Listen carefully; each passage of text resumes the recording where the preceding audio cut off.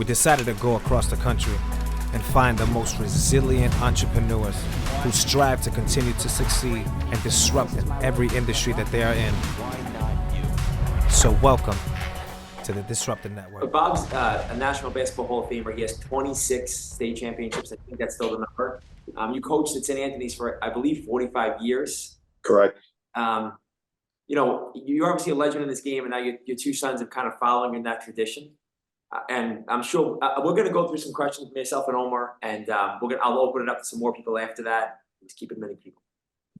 But I'm really just thrilled to have you here. And I've read your book, and I watched the documentaries, and I've watched a million different YouTube videos. And, you know, when I was listening to a couple of your interviews this week, what I was really most amazed at is, I think you said that you didn't get your driver's license until you were 19, and you didn't leave Jersey City on a plane until you were 23, and you grew up in Greenville, and you know you've now coached and blossomed all these men who are team leaders, international leaders, entrepreneurs. How does somebody with your background become the leader of slew of leaders in this country? Well, I think first thing is that there was a passion to do this. You know, from a very early age, while I was playing in college at St. Peter's College, I was coaching the 8th grade team in my parish. And I think my relatability at St. Anthony's to the kids I coached was pretty solid because my background was, I was a city guy. Basketball was, you know, I played all sports growing up, but basketball just captured me when I got of high school age. And, you know, my job during the day after graduating college, I worked as a probation officer. So my understanding of what could happen to people, you know, not making good decisions helped me to be able to, you know, formulate a way of working with the kids. Clearly old school. I was definitely a disciplinarian, but the kids know I cared about them. And I worried very much during those 4 years in high school that I needed to be monitoring everything they did. And if I could get them off to college, which we did, you know, 99% of the time our kids went to college. When they got to a college campus, I could sigh of relief, you know, move on to the next kid. And the one thing, Ralph, I never wanted to have any kids say to me, and it didn't happen one time, is I didn't have anybody come back after they finished playing, say to me, Coach, I think I could have been a better player if only you pushed me more. Okay. And because of that, I'm very proud to say that every time I see these guys now, I ran into one last night at dinner. He was from my 74 team, and we're talking, and I know he'll be telling his friends stories about how demanding I was. Not necessarily true, but they love the lore of it, that they can be part of this thing, this this way St. Anthony's went about their business. You said two things just right now that resonate with me, and I know that your track record with schools, I think you've only had 2 players not graduate and go to college, and I think one became an electrician and one became something else. Yes. I think that's the right number, and that's an amazing feat, maybe even more amazing than all your state championships, especially in the day and age. Like you've coached for 45 years. College wasn't a given as it is now. It's more of like everybody goes to college. So how did somebody who you were a probation officer, you weren't a teacher at the school, how did you get these kids to the level where they all went to college, they all went to the next level? Well, you know, we would start off early on, and we would talk about the college experience, and particularly going away to school, you know, living away from home, having a dorm room, all the great things, great social life away at college, how you're only in class 12 to 15 class hours, the traveling experience playing in college, you know, and how much the degree would mean. But it was the kids who went on to college who would come home, and they always came home Thanksgiving break or Christmas break, and they come to practice. And I would just say to them, hey, this is unrehearsed. Tell them what you think about your college experience. A 2-1. I don't think we ever had a kid home and say, you know, I'd really rather be in the service, or I'd really rather be working at the post office or whatever. They loved what they were doing. They were taking classes they were interested in. Maybe they didn't always love the basketball, but the basketball was paying the freight. This, you're playing basketball right now is paying for your, your education. So it just became very simple. And when the kids would play on television early in the going, if somebody's on TV and we just say something, David Rivers is playing on TV today at 2 o'clock, make sure you watch the game. It should be a good game. We use that all the time. And there's nothing better. To me, that's peer pressure. The pressure from guys a little bit older, to tell you about things that are meaningful, as opposed to my street corner growing up, where the older guys on the street corner, the stuff they were saying, it was so like, little truth in the midst of it all. And because you're younger, you'd listen to it, you'd feel compelled to listen. And then ultimately you had to make your own decisions. Yeah, I got to go away from these dudes. They don't have a clue, and that's part of, the urban growing up process, I think. Yeah. Everything I've seen about you and everything you talk about and everything I've seen about your players afterwards, and especially through your sons up until something I saw last weekend, is toughness. You always kind of preach toughness on the court and outside of the court, and you see it through and through your players. How did you get them to be that way as basketball players and then in life through your teaching? Well, first of all, you want the kids to learn that we're guided by rules in life. Basketball, we've got all kinds of rules. They're, administered by some questionable officiating, but we learn to deal with that. But life is going to be one of rules, and we just have to handle. And the mark of a person is how he responds to something when things aren't going well. How you handle your obstacles in life says more about you than how you are, glad handing everybody when you're doing well. Very easy when you're on top of things to be relatable. But the big thing is when things aren't going well, what do? Well, you reach, roll up your sleeves, get back to work again. And it was always, the toughness is working properly, because what they always say, geez, the kids from St. Anthony's played very hard, and UConn plays very hard. But also you have to play very smart. Very hard is not enough. There has to be, you can waste a lot of energy just playing hard, but not understanding what you're trying to get to. So a big part of it, Larry Brown would say this all the time, great coach, like learning to play the right way. It's one ball, 5 players, being aware what's going on the clock at all times.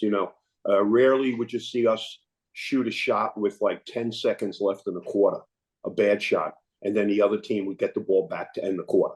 It's all these little things. So it's yes, toughness, but it's a cerebral approach to everything you're doing that you want to, you don't want to necessarily brag about being the smartest guy on block. You just want to be able to, get that across when you perform. I was going to ask this question later, but it's something that Omer kind of preaches to me, and he's from Israel originally, and he kind of preaches Europe style basketball, and he played over there. And yes, we talk about it all the time is so much of what basketball has become is one-on-one.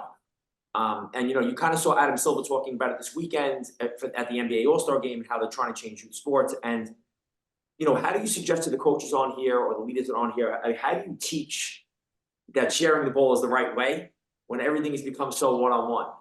Well, I start with statistics because people always will bite into statistics.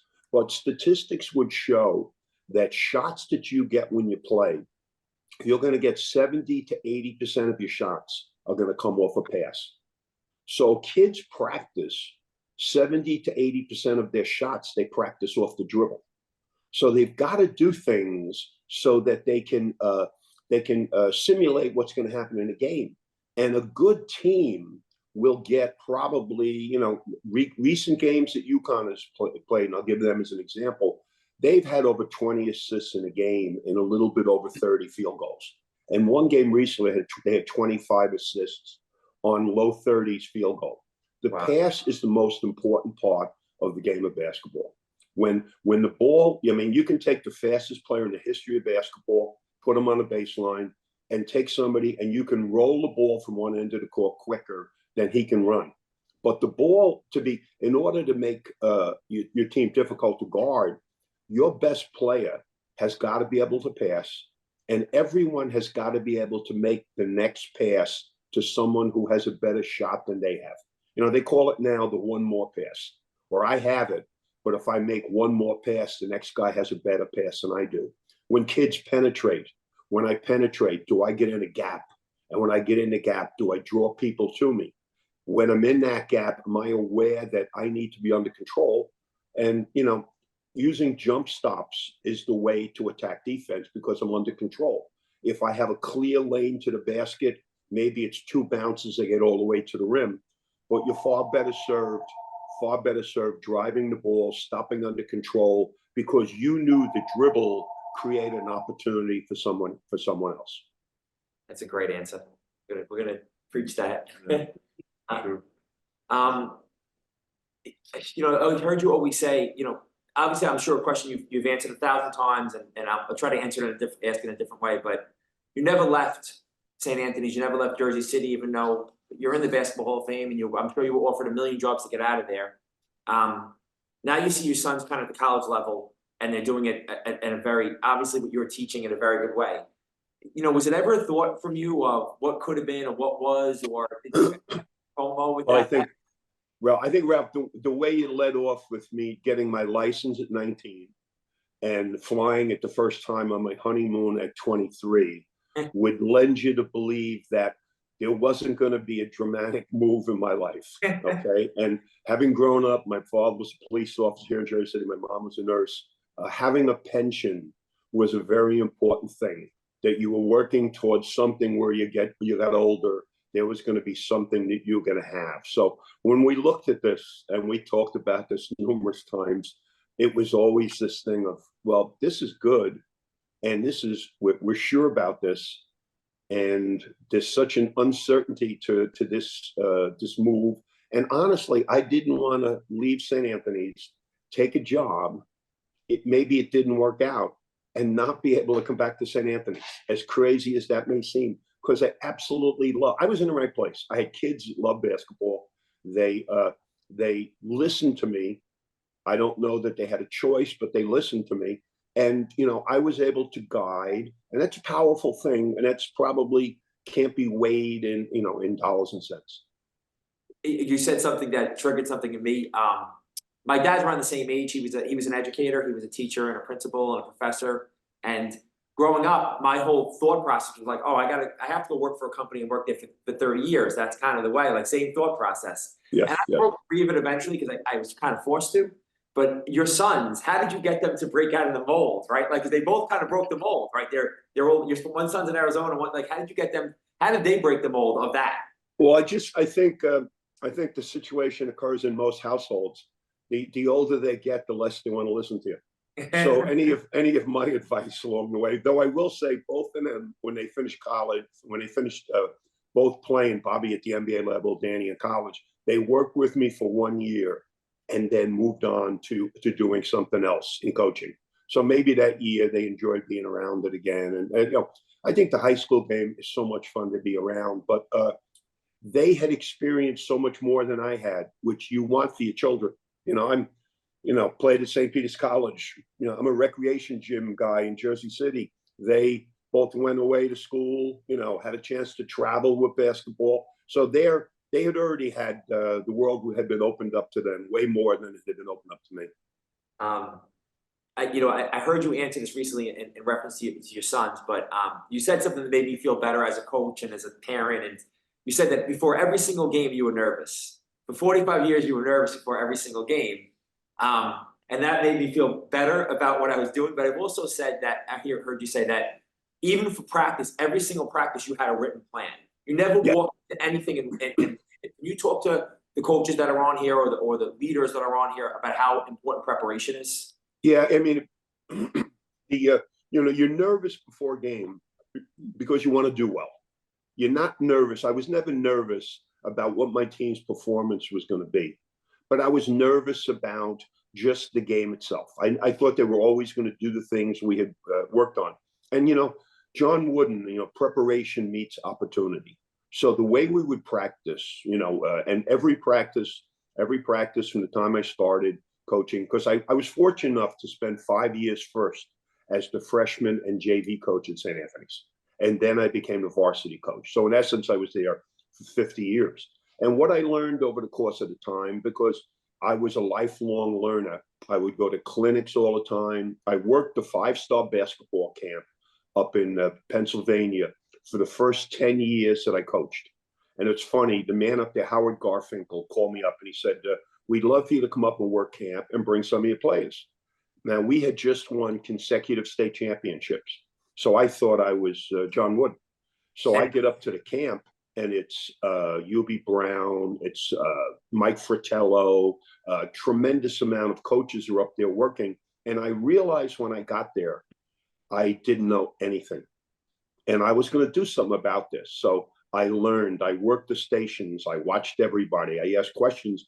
I worked there for 10 straight summers. And that week in training every summer gave me the ability to be better what the kids need. It helped me. I opened up recruiting avenues, became friendly with people who were coaching at the college level, learned what the positions truly were. Because I thought if a kid was a guard in high school, he could score, that he could play in college. And then college became the point guard, the 2 guard. It became so specific. If a kid was a certain size, he could only play a certain position. So I wasn't going to try to battle it. We adjusted to that and we worked along the lines. And just everybody that I spoke to, Chuck Daly had tremendous influence on me. How you have to, first of all, you have to know these people you're coaching. You have to be able to talk to them during practice and say something related to their life, something in school, something with family, because if you're relatable to your players, then you can push them. If you're someone who just shows up, you're an authoritarian, you're just now yelling and screaming and barking orders. There have been a few of those guys, but those guys are long gone. And the sport is not, there isn't a place for someone. So I think what we did, and I would think that the coaches, this would be a good thing to do. The first 15 minutes of every practice, everybody who helped me, each person would have something positive to say to every kid that was practicing, okay? Because in the first 15 minutes or 20 minutes of practice, that's your warm-up stage. If somebody isn't warming up properly, well, maybe I'll get over there and say something about, well, you don't look like you're part of this right now.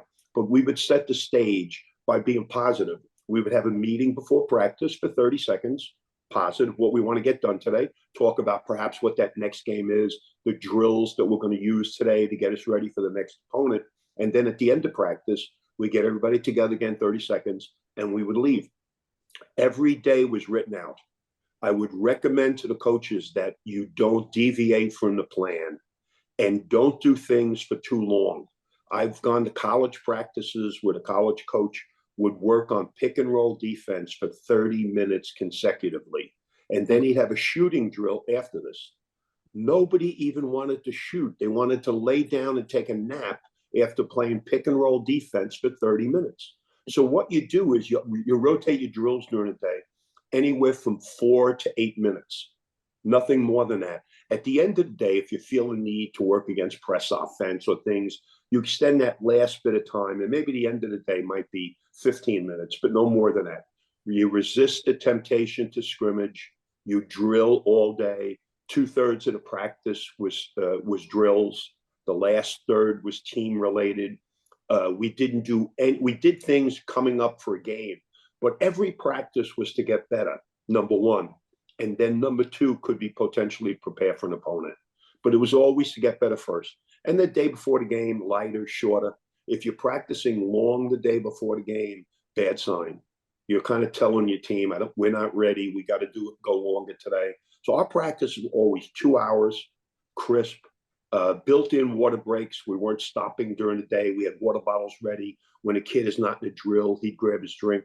I think it's important that you keep your conditioning up at practice by having to practice competitive. Okay, you can time a lot of the things, certain amount of layups, certain amount of time, covering all the things. And then you get things, Ralph, that are like things that are non-negotiable. You have to work, first of all, have to get your team to practice getting back on defense. Defensive conversion, nobody wants to do it. But if you ever look back at old footage of St. Anthony's, we play teams that would get 80 points a game, and we play them and they'd have 45 against us because we wouldn't turn it over, so they couldn't get, runouts. And then anytime a shot go up, we would try to get on the glass. The guards would be back. We'd stop the ball as quickly as we can. We'd communicate. And that's one of the huge parts of practice, your internal leadership. The kids on your team, you can pick captains, but they aren't necessarily your leaders. You want to pick people that help you in school, they help you in the locker room, and then they're going to help you on the practice floor, and then it translates, into the game. Great answer. That's really helpful. I know the big thing about your teams was always that they were the best conditioned teams. You had very limited resources with your facility, with the cold weather, with all that stuff. How were they always the best conditioned team, and how did you accomplish that? Well, we constantly would talk to the kids about their diet, right off the bat, and the amount of sleep they get. When you start putting things in with kids, which we did, you put curfew in, and then you talk to them about what time they should be getting to sleep, and you talk about what you have to have in your stomach on a day. How many kids stay up late, get up late, run to school, have no breakfast, and now they have academic fatigue as they approach lunchtime. So we would talk about how important it is to have breakfast and have lunch. And then because we practice so hard, we would have study hall Monday through Thursday, and that would be from like 3:15 to 4:15. Then we'd walk 2 blocks to where we practiced, and we'd have practice. But during the study hall, the kids would have peanut butter and jelly sandwiches. Kids would bring pasta, and they would go into the teacher's room. They'd microwave the pasta, and we'd have a room, and people would come in and marvel that the kids were smart enough to be doing this. But it was what the kids would talk about. I would talk about how, UConn's pregame meal or Villanova's pregame meal, and everything that the people did to get ready for games, and then the way you approach practice. We would really reinforce that there's no such thing as a game player. They would say, "Oh, he's not so good at practice, but he'll be ready for the game." That doesn't exist. If you love the sport, you respect the sport, and you work at it every day, and you know that you need to be at your best, and you just can't take days off. You have to constantly be ready to play. Practices with Chris. We made sure everybody was involved in practice. I wasn't a long talker at practice. Okay, if I had to talk for a while, it probably had something to do with a disciplinary problem in school with someone that was going to result now in a lot of heavy running. We had a strength program, and our strength coach would tell me when the kids were in the weight room, and they'd lift twice a week during the season. He would tell me what days, that he thought we should lift. I would build accordingly, and he'd say something to me like, "We look like we're losing some strength right now in the weight room." So as soon as he would tell me that, I would back off the hard running that we were doing. We would do a little bit less hard running at practice. Yeah, we didn't run sprints. What we did do, after every drill at practice, we finish our first warm-up drill. And at the end of it, we would have somebody shoot a foul shot.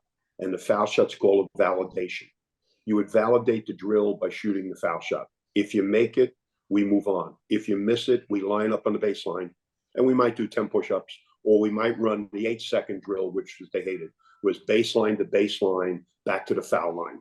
And if you run it, it's really hard. If you're not really pushing, you're going to be close to 8 seconds every time you do it. If we happen to be at St. Peter's College practicing, the kids were really complaining now because it was much bigger court than what we practiced in Jersey City. But that was always there. Competition always fueled performance. I think the fact that I played a lot of kids, I would try to get 9 in the game, and I would get kids in who could guard, and a kid who'd come in who was physical. A kid had come in, he was setting good screens, he'd block out, he'd get all over the backboard, he'd get on the floor, he'd come in, and if we're facing a big public school, maybe getting physical with us, well, we knew one of our guys got to come in, a football type, he's got to come in and give us a little presence, and a guy who's too much of a finesse guy, his butt's on the bench because he didn't want to bang. That's really interesting because, right? We see all the time. It's like, oh, I'm going to keep a short bench. I'm only going to play some of the guys, right? Yeah. So it's interesting that you would play your whole team almost. And was that conditioning. I guess that was everything. We're trying to keep everybody bought in. We would always play, and one of the rules is don't play somebody in second half if you didn't play them in the first half. So there's a way of getting kids in last minute of the first quarter. You can get a kid in. I mean, when we would substitute in games, when we were in a position, we would give a foul. We'd have a kid in the game off the bench, and we'd say, give one, and he'd give a foul so we could get people back in the game again.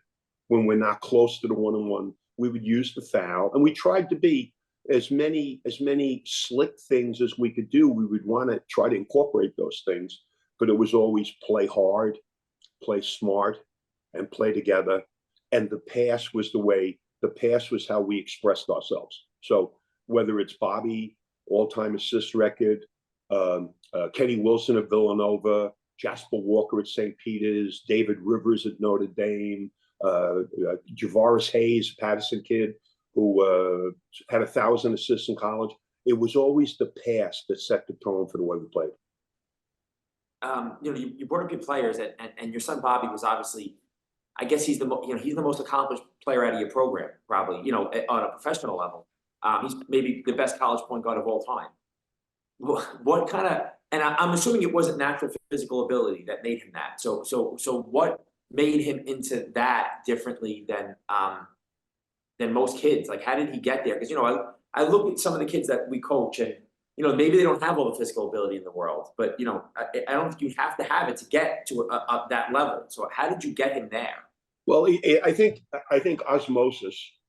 I think when he was growing up, and the story is that when he was 18 months old, okay, he was born in 1971. So when he was 18 months old, I started to bring him to practice on Saturday and Sundays. And the manager would take him, and we put some chairs around the corner, and we would leave some stuff for him, and he'd be in the corner there for the practice. My wife says they were much longer than 2-hour practices, and she can't believe that no diapers were changed or anything during that period of time. Maybe that's where the toughness was coming from, the fact that he was just left to his own means at 18 months old. But he would come to practice. Danny, same thing when he was old enough. They'd go to the games. They would watch the kids play. Like Jersey City young kids used to come to our games to watch our guards play. And our guards, back when we've always had good guards, and we let guards play. We always tried to play fast but not wild, so we get the court open. It's like it's like football now, where Pat Mahomes will have an offense that spreads the field. We wanted the game to be not one where we're facing a 2-3 zone, but a game that's a little bit more open, where we can utilize quickness and conditioning and depth. So we would do those things, and then they were around that growing up, just like the brothers of so many kids we had, and saw it. It became a big thing. I always say with football, the kids in football in Jersey City had helmets on, so they couldn't get the social acknowledgement wandering around the mall or at the movie theater. But the basketball players, your basketball player in Jersey City with St. Anthony jacket on, you're walking, somebody's going to say something to you, you're feeling good about yourself, and that was kind of it. Everybody has an ego, and they saw an opportunity to jump in it, and you can do it all the time. The weather's nice, you're outside playing. Weather's cold, you're in the rec gyms. And for the kids now, it's just learning what to do. And you want to do something regularly, but it's got to be beneficial. So when you have a day when you've played maybe full court a couple of days in a row, well, that's a day you should just take a ball out and get shooting it. Shoot for an hour straight. If you're not strong, you're trying to incorporate like push-ups and core, getting some things in. So as you get older, you can maybe switch over into weights when maybe 14 or 15, start helping your body to mature. But it's just like this process. I'm always thinking about myself, the sport that I love, and how can I get better at it? And what's everybody doing? Am I a sponge? Can I soak up everything that people say to me? Am I truly coachable in every aspect? What don't I do well? If I can't guard somebody, well, damn, I better learn how to guard. Maybe I don't want to, but it's an important part of the game. I have to be a good passer. You don't have to talk to kids about dribbling right now. The dribbling right now is as good as it's ever been. Passing is not. Passing is not, because the kids work too much on their individual offense, and they can't relate what they're doing to someone else who's either coming to help on defense or where the next pass would be. And the rotations. I mean, how many bad passes go into the post because we think we have an angle into the post, but we're not looking at the help side defense sitting in there waiting for that pass. So it's so many little things to get your PhD as a hooper. So yeah, so I have some question, and it's your answer take me for the younger ages, like third grade, fourth grade, fifth grade. I came from Israel. It's a different basketball, I believe. And I coach now. I took on myself to coach just the young ages because there is a lot of things that bother me. Like, and I want to hear your opinion, like zone defense on third grade, fourth grade, even second grade. It's something that I try to deal with. Like, I'm not allowed my coaches to play zone defense on this age. I couldn't agree with you more. But it's basically it's terrible because we're going to play against other teams that play like 2-3 zone in second, third grade, and it's just I need to teach the kids to give them a way to deal with that, and I try to figure it out, and it's tough. Yeah, you know what we say this all the time. If you want the kid to learn how to play, you want to start with the younger ages, and you want to work. You know, I always say the younger kids should play on lower baskets so that they can shoot the basketball properly. When they play on the 10-foot baskets, it becomes, instead of it being active shooting, it's the whole body being thrust into shooting. The second thing is when people just sit in a zone, the kids, they're not going to learn how to play because the zone is going to force them just to shoot shots from the perimeter, and they're not going to be able to do anything but basically pass it around the perimeter. The only thing you can do really is put your best player on the foul line. And now whether he's 5 foot, 4'8", you know, there used to be the 4-man used to play on the foul line in zone offense. Now you have to put somebody there, particularly at the younger ages. And if you have a chance in a house league, like I run things in the gym in Jersey City, and everybody learns to play man. When I want to work on shooting, then I'll have a day and say, all right, guys, we're going to play some zone today.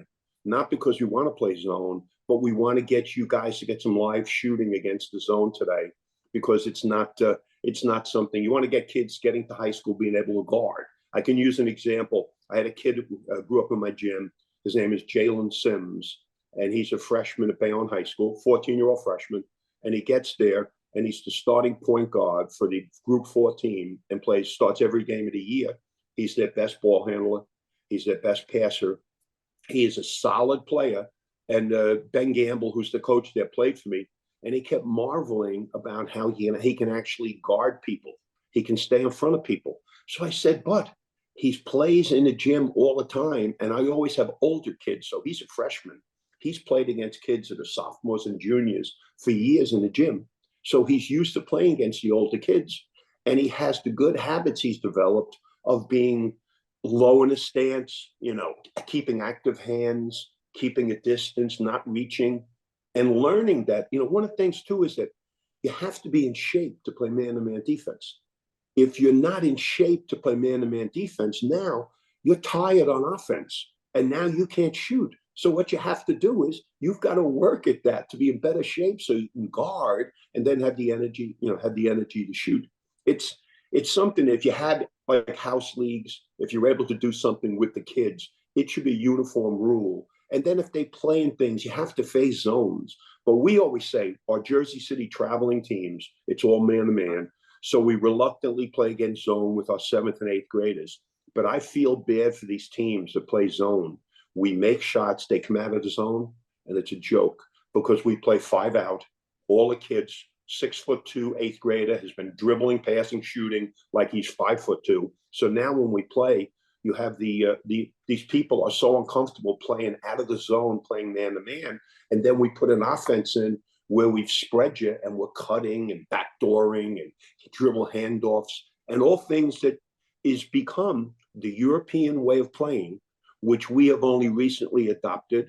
You know, we've stopped throwing the ball inside on the first possession and just big man against big man. It's a game now that, you know, it's a game of quickness and skills, 3-point shooting, and maybe the ball needs to be reversed to the one side of the floor 3 times before you're looking to shoot right now to make the defense play. Yeah, it's exactly. Well, it's exactly what he says, and you know, even the like heavy screening at the younger level, we see a lot, and what we really preach is That's another thing that we not let the kids do until like 7th, 8th grade. Play with screens, no screens on the game.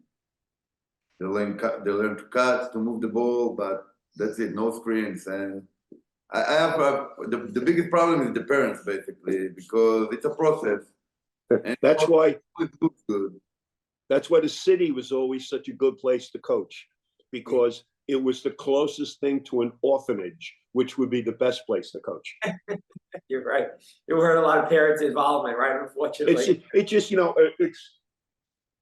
they have to learn 5 players, the size of the basketball court, where are your team's strengths and weaknesses versus the opponent. We've got to get them, you know, the longer somebody plays defense, the less interest they have in playing defense. The more you can move players and the ball, the more difficult it is for guys to guard. You know, you come down and the guy with the ball tries to shake his man and go. Well, the defense is set. When you put it on one side of the court and try to score, the help side is set. But if you get the ball moving, cutters, you'll find that their guys are just not going to play. And I don't know if anything is worse than watching an entire college game of ball screen offense, where the entire game is a ball screen. Everything they do is off that high ball screen. I mean, certainly it's a big part of the way you can play, but it shouldn't be, it should be end all. It should be player and ball movement, giving them different actions, you know, seeking out matchups while you're playing, being able to read what the defense is doing and the spacing, you know, have enough room where I have the ball, I don't pass it to somebody, and I'm a ball follower. I keep following the ball to get it back. I got to realize now that I don't have it, I cut, I move, I give the guy with the ball a little more room to operate. That's take me to another problem, because we teach the kids something. I take, for example, my son, his son. I think we're teaching the right things, and then they're going in the winter to play all the travel teams, the recreation teams, and it's parents that coach. And my son's coming back home with, Dad, we learned a new play today, and they have like 12 plays for 4 graders with 1,000 screens, plays on defense, all kinds of differences. And I feel it's taking the kids back, like it's pulling them back, instead of became something that will give them the advantage this season to play more. And so now, my question would be, how many days are they with this particular team? Twice? 3 times? Basically winter, it's including rec and travel. It could be like 4, no, but I 5 mean just the team. twice. Just the one. Just the one. yeah. Twice a week. Twice a week.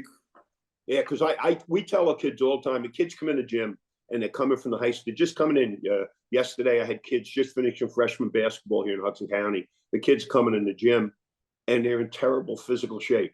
And the kids are saying, "Oh, we're practicing. We only get half the gym. We run our plays every day. We, we warm up. We run our plays. We do some shooting, and maybe we scrimmage the JV a little bit and go home." So now they're coming back in the gym.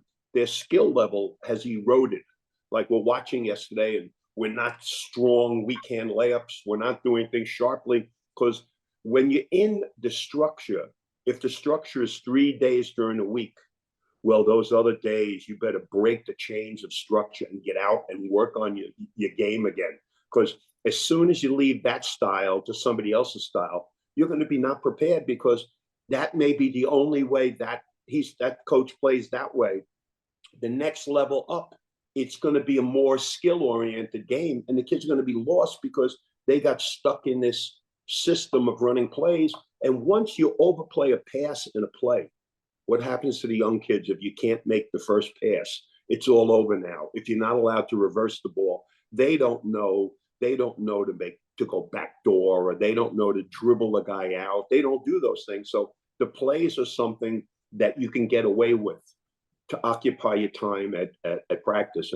And they say all the time, it's the most overcoached, undertaught sport, basketball, where we want to put in plays, we want to do stuff, but we don't want to spend time, like foul shooting, like kids going to foul line. Like everybody should have a routine at the foul line, and how important it is. Wow. I mean, how many games a year are won and lost by a team's ability to shoot free throws? Like, look at Villanova right now. If you guys watch Villanova, they're the top 3 teams in the country every year in free throw shooting. And there's a Villanova system that they go through. Everybody has basically a routine that they go. So they're not spinning the ball. They don't have all of these things going on. They get themselves organized, and they use a good portion of the 10 seconds that they get.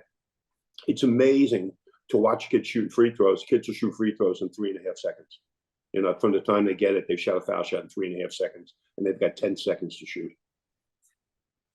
I preach that to my son constantly. We're constantly taking free throws when he's tired, when he's this, when he's that, and having the routines. You get into games. If you could give coaches here or even us, what would you look for in a player? Like, what characteristics would you tell a coach to look for in a player that makes them good for your team, or coachable, or somebody you could train to be better? What did you look for as far as characteristics in a kid or a teenager to feel like they were a fit? Same things that teachers looking for, you know, attentiveness, enthusiasm, you know, team meeting. Where are you standing when they have the huddle? Are you the kid that's the, you know, the traditional football player in the back of the room in high school leaning against the wall during the class? Or are you up front where you can connect with the coach? Your enthusiasm for playing, and how much you're a we guy, not a me guy. You're not interested in statistics. You're interested in being part of something successful. And, you know, it always becomes what? A kid who's not a good passer is not a good teammate. If a kid cannot see somebody's open, okay, bad characteristic. And one terrible characteristic is when your best player is not a hard worker. He's talented, but he's just trying to stay ahead of the guys on your team. And when your best player is not a good passer, that's a killer, because teams just load up. You know, a team that has a leading scorer in an area traditionally doesn't win a championship, except at lower levels when he's so dominant that he's winning games by himself. But that levels off as you go up, and it has to be kids that can complement each other because they have good all-around skill levels. You know, they can dribble out of trouble. They can dribble to create a passing lane, and they can dribble to attack the basket, but they don't dribble for the sake of dribbling. And a guy with the ball that can catch it, and I can get the ball to somebody, it's me or it's somebody else, but it's always, you know, it's always a team thing. When a kid doesn't want to buy into like rebounding, and he doesn't want to guard people, and kids won't fight over screens, kids hit screens and they stop playing. They have to really be pushed to join the rest of the group, because there's no future in somebody being screened and the kid stops playing every time he gets screened and yells switch. That's not a good way to go. I hear you mention books a lot, and other coaches, and Five Star and John Wooden, and I like to read. Is there a blueprint for you of coaching books that you would give to people and say, hey, if you're going to lead men, or you're going to lead children, or you're going to lead women, or whatever, these are the books you should read, or these are the things you should listen to? Is it something that, like, that foundation things for you? Well, I think like the culture things are big to read. You know, like there's a great book on rugby, A Legacy, and it's about the All Blacks. Yeah, okay? I read that. It's a great book. Yeah, absolutely great book. Great book for coaches to read. You're constantly trying to find things that are motivational, that show the human spirit, you know, battling to become good at something, to get the kid who thinks because you had a hard practice for an hour and 15 minutes that they should get the Congressional Medal of Honor. Whereas you're trying to get them to realize that to be good at something, boy, you have to invest, you know, and investing is an analysis of who you are, what you have to get better at, and realizing that's not a negative. I mean, some of the greatest players of all time, some of our greatest players at St. Anthony's came freshman basketball, JV basketball, on the varsity as juniors, but didn't start, starters as seniors, and then played in the NBA. But it was a thing of, you just kept seeing them getting better, because in most cases too, I have to be honest, in almost all the cases with our best players, they also did well in school. They were competitive in school. They weren't necessarily the valedictorian, but they were competitive in school, and teachers always liked to work with them because they come after class if they didn't understand something. If assignments had to be handed in, they were there. And it goes back, I think, to what John Wooden said about balance. a kid has to be balanced. He's got to be balanced socially. He's got to be balanced in terms of what he does in school. He's got to be balanced in his efforts at home to be a member of the family, balanced in a sport, a well-rounded player. And if you're too much of one thing, one trick pony, like you're a great shooter, and you're trying to make that how you go, it's going to become easy to stop you. You're just going to get a tenacious defender who's just going to deny you the ball, and that's going to take your value completely out. So it's really understanding how many little parts go to this, but it's, I think, that balance across the board of being, in everything you're involved in, you're trying to be competitive, you're trying to succeed, you're trying to make people, you want people to like you. As a young person, you want people in authority, your teachers, your coaches, the security guard at school. You want everybody to like you, say hello to everybody. You want to be a good person. And with that comes this peace of mind when you have to function. You have a lot less pressure when you're worrying about everybody else when you perform. Yeah. And anybody who's on that has a question, if you want to drop it in the chat, we're going to open up for Q&A in a couple of minutes. Last year I watched you obviously go on this run with your son Danny to a national championship, and I think you were in every single game, and what was that like? Like, what was that run like? Not Ralph. Not only was I at every game, but my grandson was at every game with me, sitting right next to me. So we had this joy of, youngest grandson at 6 straight games, went up to Albany for the first round, and we saw the 2 games there. Came home. On the way home, we booked our tickets for, along with my wife and her other family, got the tickets for Vegas, and then to the Final Four. We watched their walkthroughs. We watched their practices. My grandson went to they each, and it's a thing, I think the coaches will enjoy this. When these teams play in a tournament, the big thing for them is they travel. They're in hotels, and they don't want the kids, just laying around the hotel all day. It's just that a lethargy develops that just affects the way you play. So what they do is they get a ballroom in each hotel.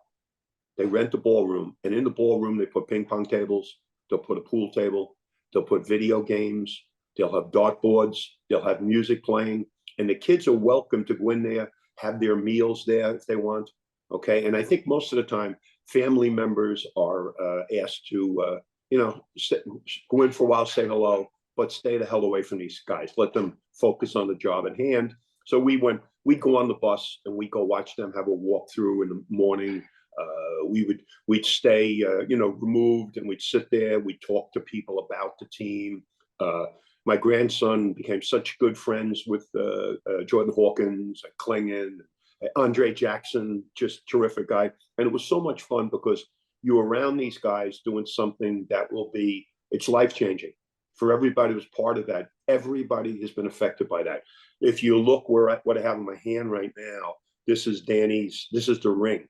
I'm going up today because they play Villanova. So on game days, I wear last year's ring. This is heavy. So I'm doing a lot of weight training so I can, carry this ring around right now. But it's just an amazing experience. Getting to the arena an hour before the game, watching the teams warm up.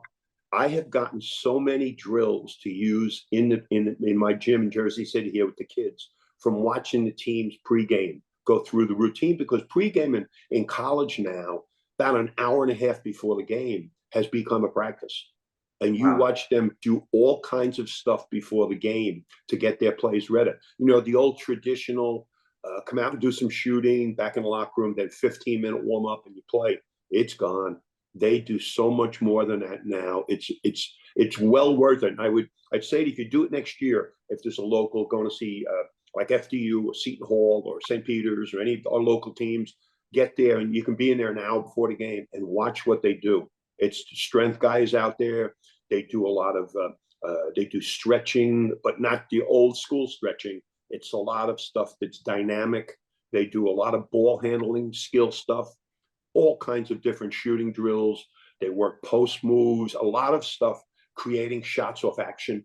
So there might be 4 guys in a drill, and they'll be dribble penetrating, kicking it, driving it, throwing it, and then ultimately somebody will get a shot. So it's just really great to watch, and it's helped me tremendously before the game. I can't wait for the game to start. I can't wait to go back to the gym and use some of the stuff I watched these guys do. Just grabbed the drill from Xavier the other day. We were using in the gym yesterday. It's interesting to hear that you're still learning. Oh no, like I mean, I don't want to. I would not want to say to somebody, you know what? We're going to run this out of bounds play that we ran in 1984, and the kids would look at me like, "Say what? Say what? 1984?" I mean, I keep a pen and paper next to me on my recliner, and I'm constantly writing down out of bounds plays and sets I see. But I'm more interested now in the way people practice. You know, what they do at practice, how they utilize the court, and how they move everything. Because you know, the game now is no longer a game of the big men are working around the basket and the guards are outside. Now most teams have a center, okay, or two centers, and maybe neither one of them is a back to the basket player. So most of what they're doing now will be maybe roll action or handoffs and things that are, you know, the way the game's being played now with the bigs more than he's on the left box. You throw it into him and he pounds two dribbles middle and then shoots a jump hook or drop steps and tries to score. It's so different. Lucas, you have a question? Yeah. Okay. My son has a question. Okay. Say hello. Go ahead. Speak up. What made you want to be a coach? Growing up, you know what I loved about basketball more than my other sports? When I didn't have football practice or I didn't have baseball practice, it's hard with baseball or football to do anything. But when there wasn't basketball practice, there was a playground in Jersey City I could go to. And playgrounds are always two good playgrounds to go to. A playground with good players to play against, or a playground where nobody's there with a net so you can shoot. So the good part about it is you could play every day. You know, you learn things playing, like when you play outside and it's been raining, you can palm the ball more easily outside when it's wet. When you play outside and the weather's cold, the tips of your fingers are going to crack from playing outside because of the spin of the ball coming off your fingers. But these are things you learn from being out there long, long hours, you know, shoveling the court, the stories about guys shoveling the court. We did it in my neighborhood. Somebody always brought the shovel and we played. Games weren't great when it was like that, but it was better than not playing.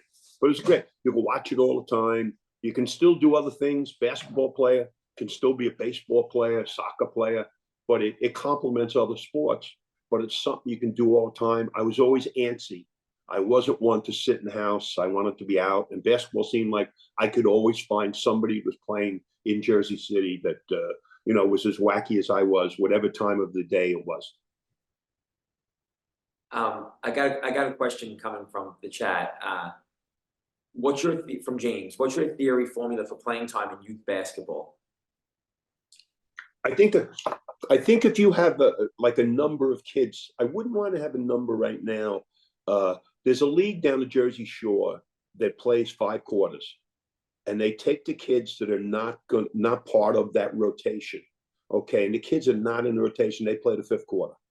The kids that are in the rotation are kind of spread during the game. Now it's hard to get everybody equal time. That's more for the house leagues and recreation. But there's also nothing wrong with being the 8th or 9th man, knowing that the kids ahead of you are a little more advanced than you are right now. And then you need to maybe find more time to play. And you've got to listen to what the coaches say you need to get better at. And then you're working to get better. Because again, if you love the sport, you're a little frustrated you didn't play more in a game. But it sure beats the heck out of being home doing homework. I got a question from Lawrence. He said, in regards to a high-level freshman high school player, do you think it's better if the athlete is an 8th, 9th guy on a varsity team or the starter on freshman or JV? I would say, and this has happened, I've seen this happen this year. Unfortunately now, we're getting into a time when in order to get kids to go to schools, we're promising kids varsity uniforms. Okay, and I think what happens is you could probably lose your year if you're, I mean, it'd be good to be at varsity practices, but I'm just thinking a freshman who is a 9th man on a varsity team probably should start on the JV, play most of the JV game, and he could still sit varsity because we have that 5-quarter rule. And there's nothing better than having a good JV game and you're sitting there and you're hoping it's going to be a blowout, and you get in the game in the 4th quarter and you're in the attack mode. You want to get a chance to see if I can do something in this game and do something, as opposed to all year watching the JV game, being part of the varsity game and going there. And then you'd become, I think, apprehensive about the couple of minutes you would get in a game as the 9th man when you're only playing varsity, as opposed to playing JV and then, getting a chance to get in varsity games. In New York City, the freshman basketball is more important than JV. So they keep most of the freshmen. If a kid is not a star, he's going to play on the freshman team. And then as a sophomore, he can jump to varsity, which it can happen an awful lot of times. Once kids hit puberty, crazy stuff happens for kids and in growth and physical development. And, playing is the most important thing you can do. Somebody asked you to repeat, I guess, your comments about free throw improvement. I guess how important that is, or how they do it. Yeah, I think this is a routine that like there's a nail on the foul line which lines up with the middle of the rim. That's how they make the circle, or used to make the circle. So you want to line your foot up with the dead center in the rim. You want to get your feet set so your feet, your shooting foot is a little bit in front, wide base, all right, wide base, balance. You want to be able to drop your hips.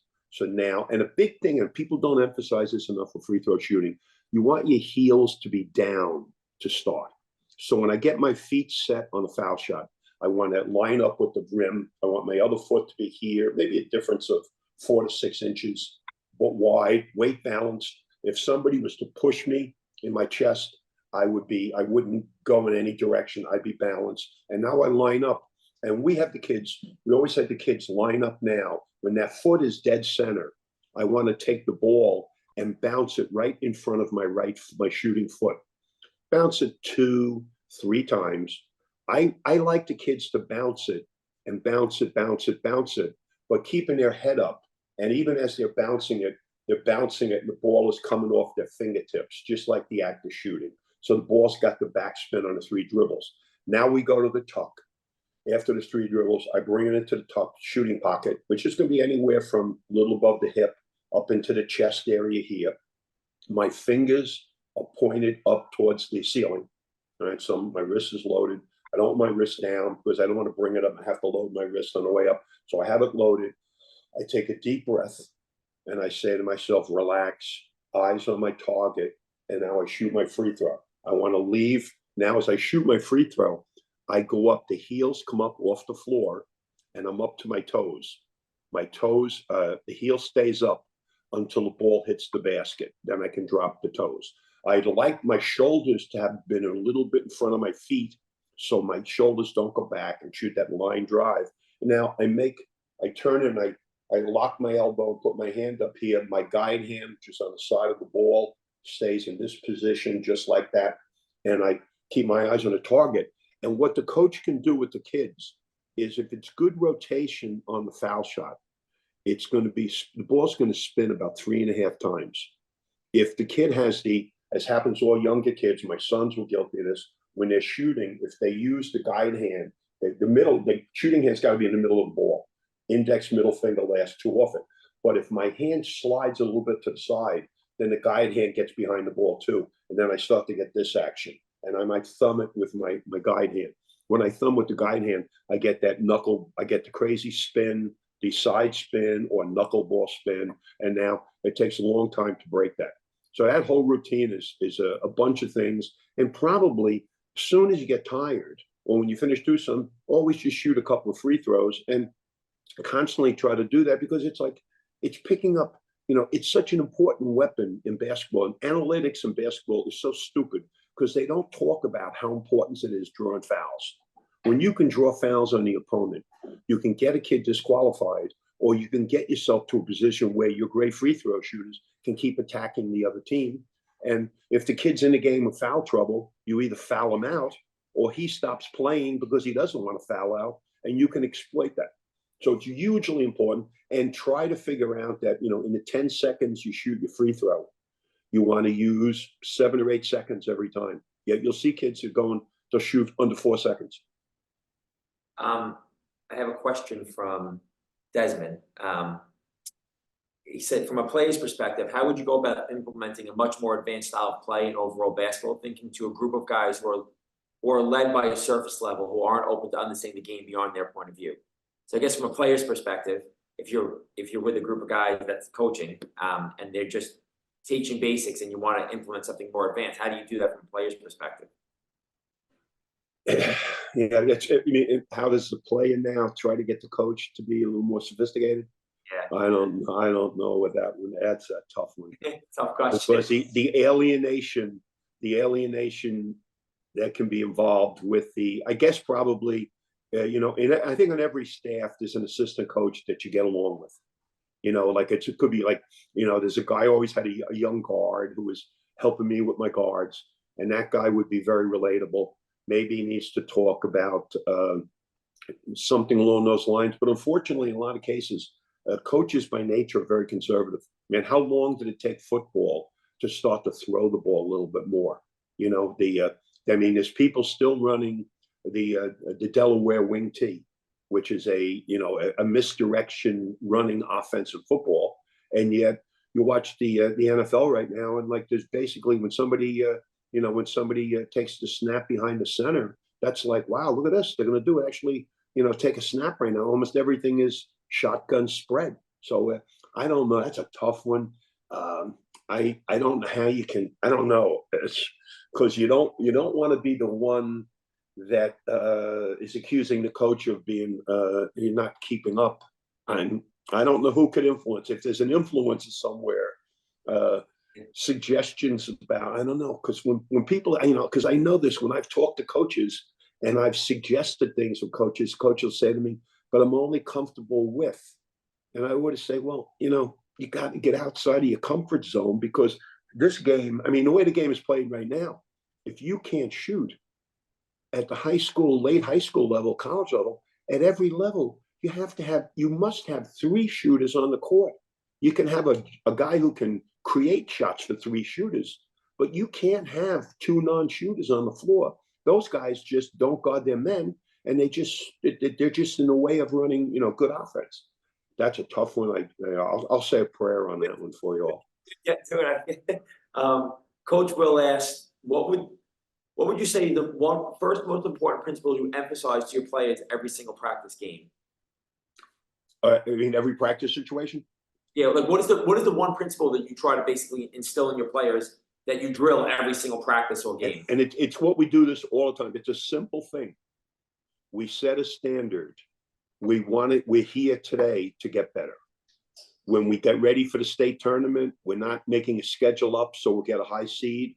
We play teams so we'll have had a good schedule to get ready. So every day we want to get in and get better, collectively and individually. So we always say this, we say this every day. Chain, Snap's weakest link. What's our weakest link as a team right now? Is it defensive rebounding? Well, we need to do 2 good blockout drills every day. If it's defensive conversion, if it's handling ball versus pressure, just say handling ball versus pressure. You're having trouble with teams pressing. Well, we would put 7 defensive players out there against 5, and we would play for 10 minutes every other day heading into a game. We're placing somebody who's going to press us. And what we'd say to the kids, here are your principles now, 7 against 5. When you catch the ball, come to meet the ball, square and face our basket. All your teammates now are going to make themselves available to you. If you're going to throw a ball to them, snap a pass that they can meet and beat the defense too. If the defense in the trap is not allowing you to put on the to pass, attack the trap, try to beat it with 2 dribbles. In those 2 dribbles now, try to go 2 dribbles away from the trap, head up, get it to the next player. Always look middle against pressure. If I hit middle of the floor against pressure, I want to hit middle, and I want to turn and go out, look to the outside. So it's always pressure, middle, weak side. Everybody does this. We would do this against great pressing team, Camden High School. Supposedly, they're playing them back years, 20 years ago. They're number 2 in the country, and they're going to present all kinds of problems to us. So we do 7-on-5 probably every day for about a week and a half as part of practice. We play them. I think we scored 88 points against them. I think we beat them like 88-65, because they continued to press us and they wouldn't relent. Crenshaw from Los Angeles, we played against, and we, I think I lost a picture here. You're good. You're good on this side. Mrs. Hurley's here, we're okay. Okay. Yeah, Crenshaw from Los Angeles was the same thing. Darryl Strawberry, great athletes come out of Crenshaw. We played them in a tournament in California, and going out there, we've been really working on the press stuff. And they came out and were pressing us to start the game. We scored 18, it was 18-0 at the game when they called the timeout. They were the California state champs, but they were trying to play a game where they would run two at the ball, and they would take two more trying to take the next pass. And the fifth guy, who should be a basket protector, he was ready to take a chance too. Well, we're going to go bang, bang, bang, weak side, 2-on-1. The MVP of the tournament was my big kid, Ajmal Bassett. He took 20 layups in the game. He made 18 of his 20 layups for 36 points. And Anthony Perry, who played at Georgetown, should have been the MVP. And he kept complaining in the locker room, you made 18 layups. You're the MVP of the tournament. We won 3 other games. Shouldn't you make 20 layups and get 40? That's great. Hey, everybody who has a follow-up question to their question, I'm going to try to get to those last. I'm going to try to get to the initial questions first. Adam said, in America, we play more than we practice. In Europe, they practice more than they play. Do we have it backwards at the youth level? Agreed. Now, here's your rule. This is the Steph Curry. His dad made Steph grow up 3 hours of practice to 1 game. It was a 3-to-1 ratio. We're unfortunately now in a 1-to-3 ratio. Kids play. If a kid is going to play 4 games in a tournament over a weekend, then first of all, one of my big issues is kids playing that many games and not having like if you have 9 kids and kids are playing almost half of games, not so bad. If you're playing 6 guys and he's playing the whole game repeatedly as a young kid, that's not good. But what they should be doing is they should be playing more, going to the park, 6 kids playing 3-on-3 half court, play the best of 7, play 2-on-2, play some 1-on-1, just to learn how to move your feet. You know, we're in the gym now. We call Fridays in Jersey City. We just say, hey, this is old school. We come in, first 4 kids in the gym, 1-on-1 half court, 1 basket, 1-on-1 half court, another basket. By the time we get 6 kids in the gym, they're playing 2-on-2 half court.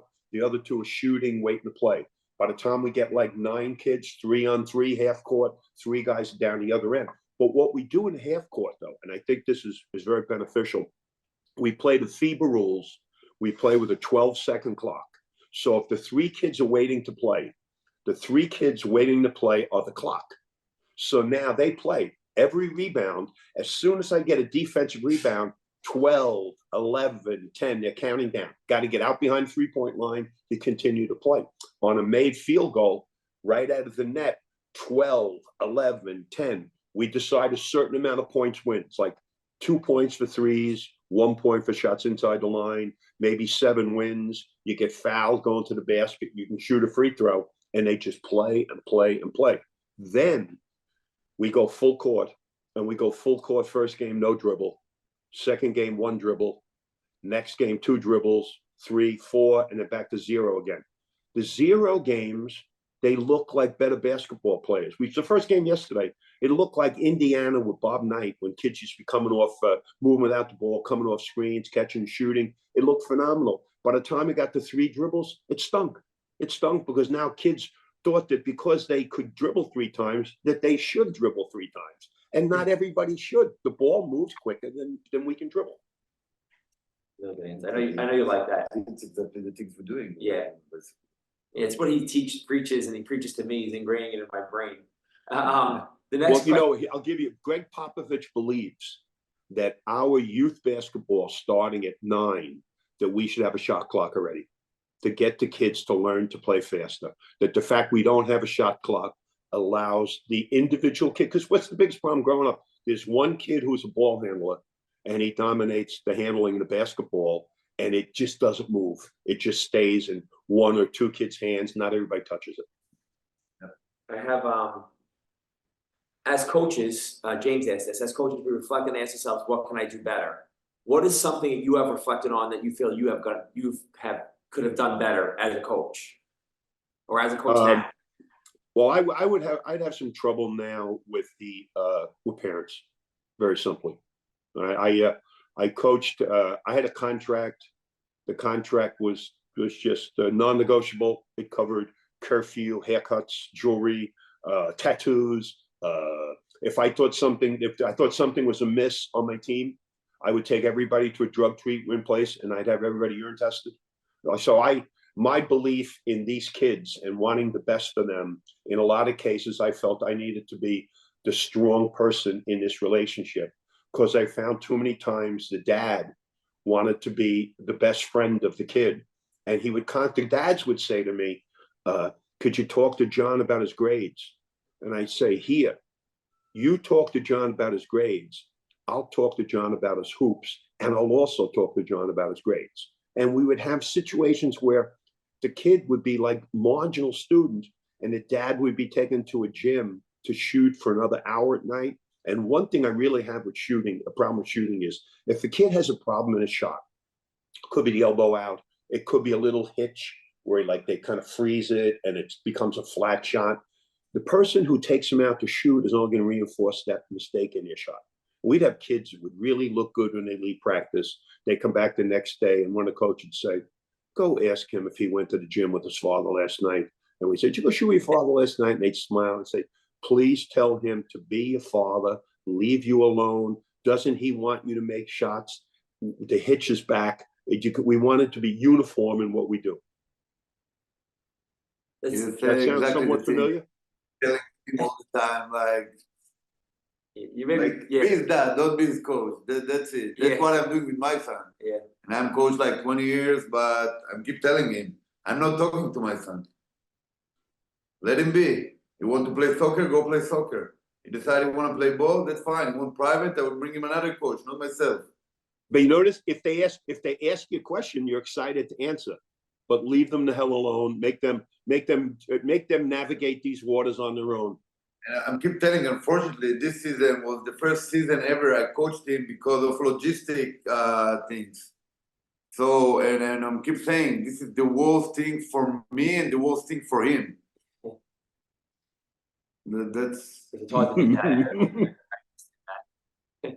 How do you get players to think better and utilize what you practice in the game? Well, it's all kinds of stuff you can do.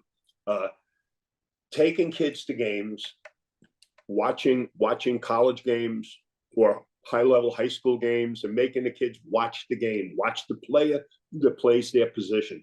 I can remember back years and years ago, Reggie Carter was a great college player. And I took two of my guards over to Madison Square Garden to watch Reggie Carter play in the doubleheader over in the Garden. And I just said to him, watch everything. Watch the way he warms up. Watch the way he talks to players. Watch how he walks over to the coach, puts his hand on the coach's shoulder. Look at all of these things. That's a guy that everyone is going to gravitate to. So observation is really important. And then getting them to watch the right stuff. It's literally right now, I would say, you could say to a kid right now, don't watch the NBA play. Do not watch NBA basketball. Watch college games. Do not watch the NBA.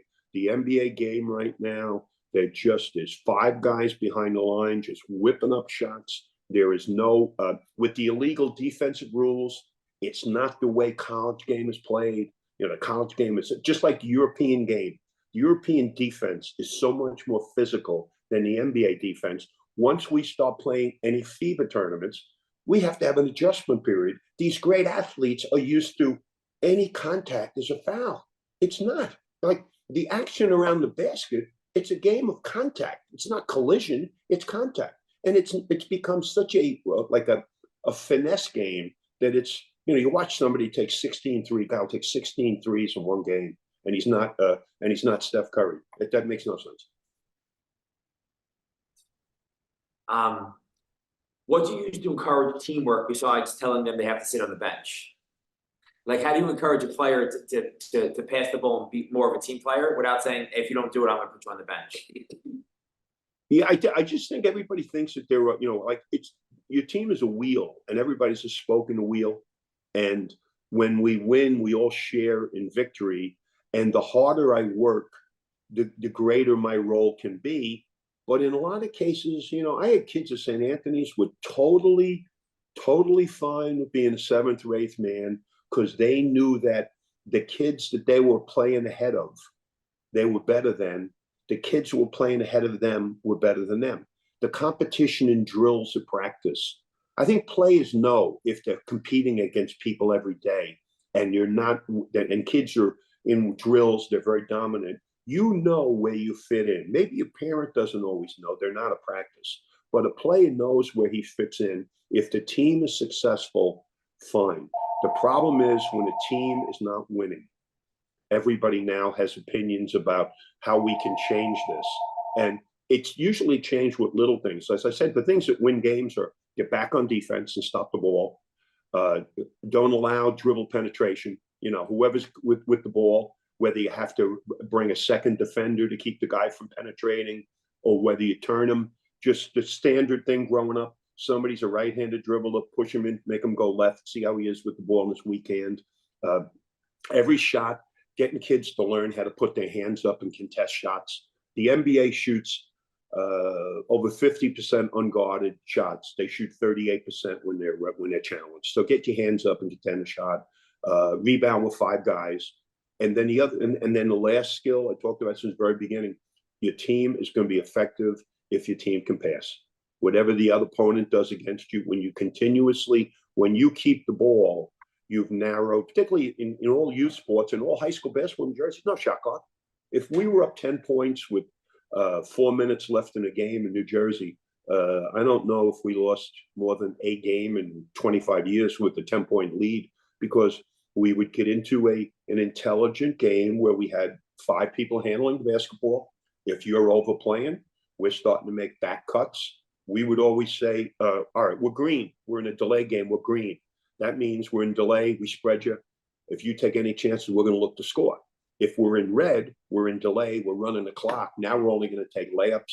Okay, off a pass. Somebody fell down. There's nobody guarding you. Or the good guys would keep a little bit, and our good free throw shooters would shoot free throws. And that would be, you win the games with passing, getting back on defense, stopping dribble penetration. And pick and roll is such a big thing in youth sports. They'll set a screen and they'll just trap the pick and roll. Just trap the pick and roll. See what the kid does. See what he does now when he's been trapped. And then when you trap the pick and roll, sink your other defenders to protect the basket, and then close back out on shooters again. And everybody rebound with 5 guys. Desmond had a follow-up question that said, as an unsigned senior, what would you advise me to do regarding recruitment offers and getting proper exposure to college basketball programs?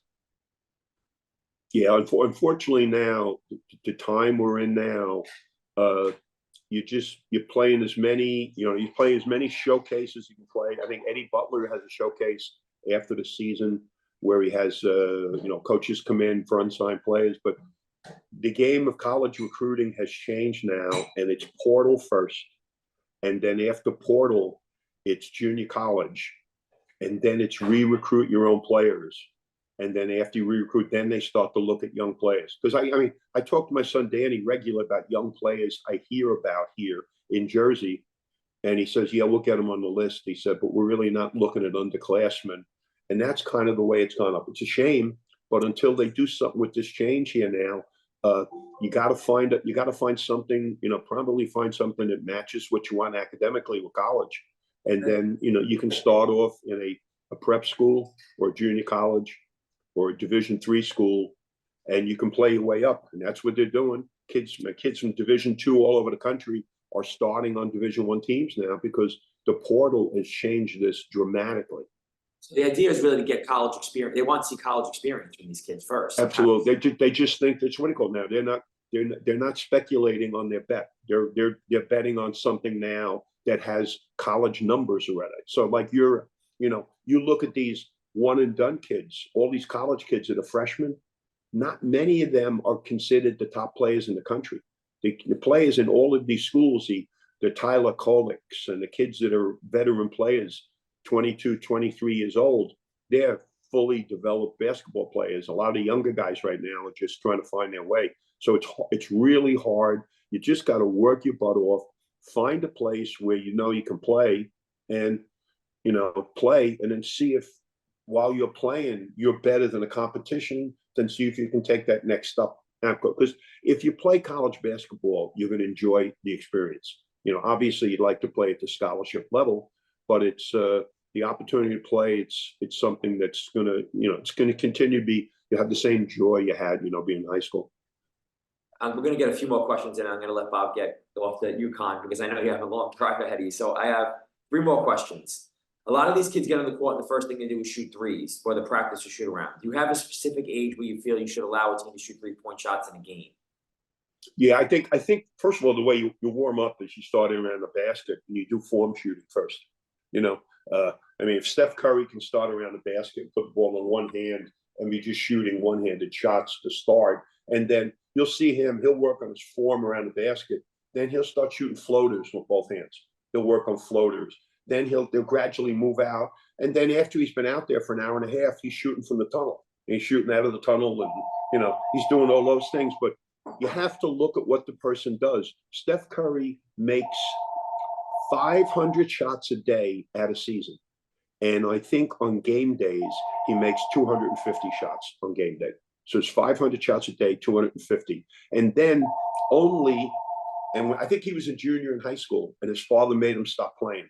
And he had to spend an entire month in the 3-second lane getting his shooting elbow up higher because his release point was too low and he wasn't getting it off against length at the college level.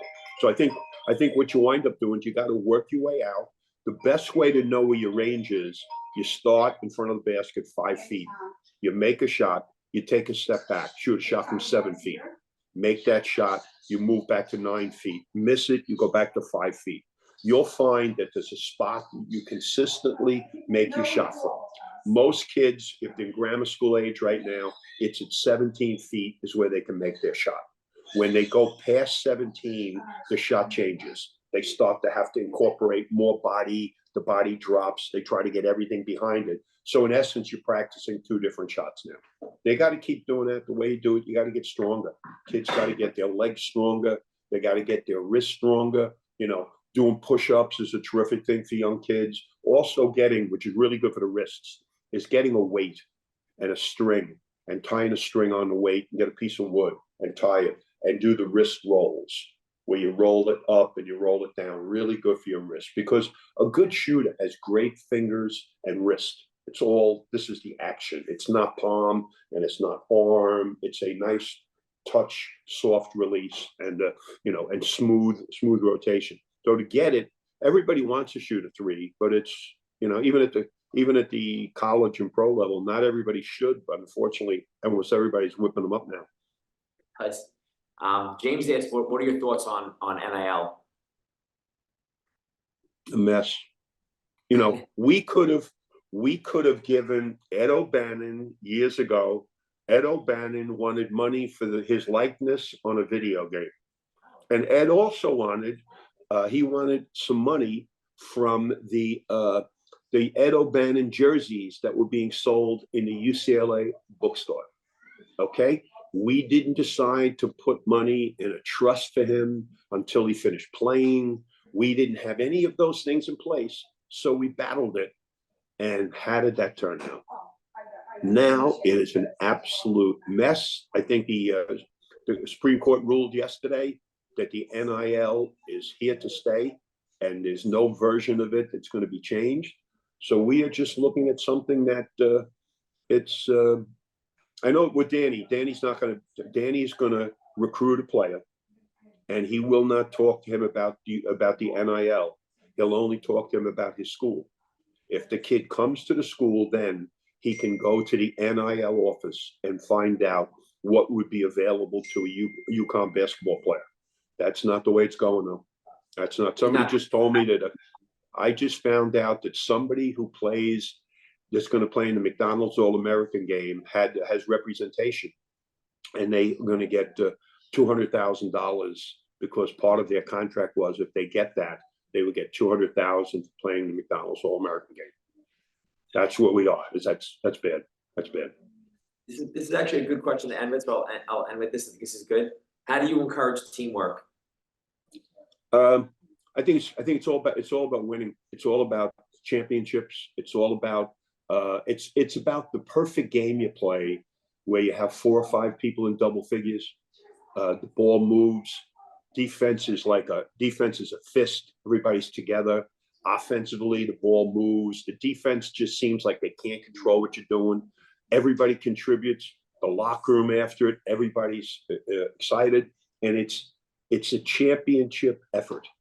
You're winning a game with a championship effort. Like an individual player can go out and get 70, like in these NBA games right now. That's never going to happen in a playoff game or a championship game. It's always a team that has balance. Somebody might have in the game. I had a kid back in St. Anthony's last championship was 16, when the kid Javaris Hayes played in the game, and he was clearly the MVP of the game. He was 0 for 1 from the floor. He was 2 for 2 from the foul line. He had 12 rebounds. He had 7 assists, and he had 7 steals. He scored 2 points, and he totally dominated the game. And in the game after, he had this big smile on his face, as we talked about everybody else because of all these things he did, 12 defensive rebounds from a guard, 7 steals. How could this team possibly score against us just on all the things he did in this game? And it was a game that was not something where everybody at St. Anthony fan knew how dominant this kid was in the game. A couple others were around 14, 15 points. But it's all about winning. And what do you do in the biggest moments to help your team to win? This is great. I have to listen to it back a few times. I feel like, because you gave a lot out. But I really appreciate your time in doing this for us. And if there's anything you're doing that we can support, we'd love to. I'd love to get Bob, the gym you have in Jersey City that you're working at right now. Are you running training programs out of there, or just after? Yeah, I on Mondays and Wednesdays I open up the gym for kids in the city we start at 9 and we go 9 to 15 or 16 on Monday or Wednesday. So at 9 o'clock, at 4 o'clock in comes 7th and 8th graders, 9th graders. I split them up. So I have about 40 play. Then at 5:15 in comes the little kids, the 4th grade, 5th grade, 6th graders. They come in. I get about 40, 45 of them. We move the one group over. They do basketball conditioning. This group starts skill work. We finish them at about 6. We give the whole gym to the other kids. We do that twice a week. And then on Fridays, 3:30 to 5:30, I take the graduates. These kids were with me for years. And we just have kind of practices. We have drills. Yesterday, we did a lot of drills. And then we played, as I said, a lot of 3-on-3 half court yesterday, a lot of full court, no dribble, where they really left. Everybody's saying to me, Coach, this is harder than my last month of practice, because we're trying to get them in this out of season period to really get better. So when they try out next year, they're better than their competition at wherever they're playing. That's awesome. So if you ever want to come in, and any of the people visit, the address is 180 9th Street in Jersey City. That's the Explore Middle School, and they can come in and watch. And then if they ever wanted to bring a kid back, all they have to do is sign a permission slip. We don't charge anybody, and everybody. And it's cool thing. Everybody gets a reversible that they have to have with them, so we can play competition colors. Everybody learns how to jump rope. They do stretching. We do conditioning with them, and then we do skill work. And we have no games. We have no league. If we play, we'll play like the 9-year-olds are playing 5-on-5, half court, 1 dribble, and then we'll 3-on-3, half court, 1 dribble. Ball has to go above the foul line.